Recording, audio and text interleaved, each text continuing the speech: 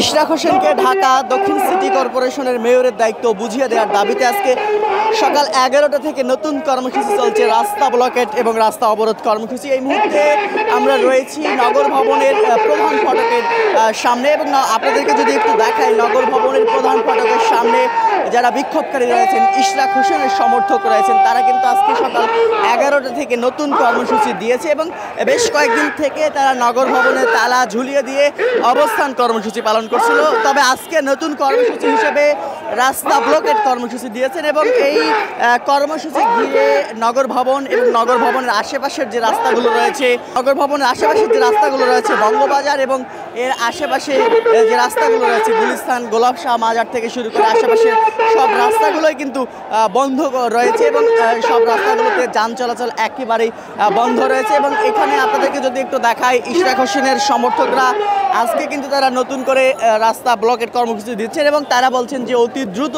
এই কর্মসূচি, তাদের যে দাবি, সে দাবি যদি বাস্তবায়ন না হয় পরবর্তীতে তারা আবারও কঠোর কর্মসূচি দিবেন। সকাল 11টা থেকেই এই কর্মসূচি শুরু হয় এবং 11টার আগেই কিন্তু এই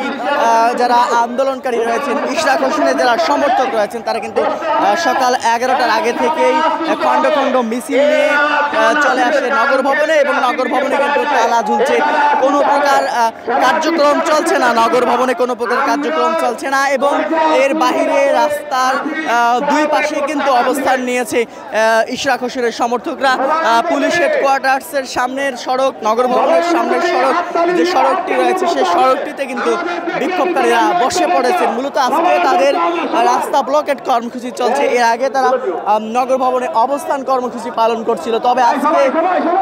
সকাল 11টা থেকে অবস্থান কর্মসূচি, রাস্তা ব্লকেট করা অবস্থান কর্মসূচি চলছে, তেমনটি কিন্তু আমরা দেখতে পাচ্ছি। এবং আপনাদেরকে যদি একটু বলে রাখি, পুরো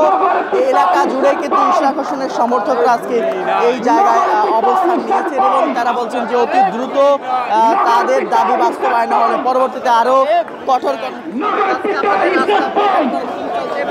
এরপরে কি স্লোগান দিয়ে